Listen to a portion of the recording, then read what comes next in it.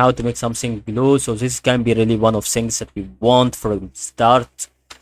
And what we're gonna do is duplicate the object layer. So we have to start right click. Now click on duplicate.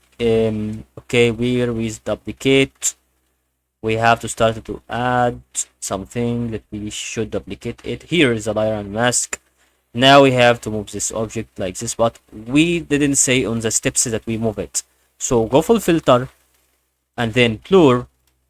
Okay, just see the copy of that. You start to okay, we're gonna undo this right now.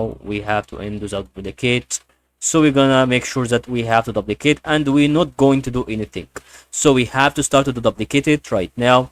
So if that moves to the copy of the paint layer that we have, go filter, now blur, now Gaussian blur, and here we are.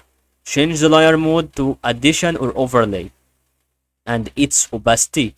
So we have to know that we have horizontal radius and vertical radius. We change it as we need and we click on OK.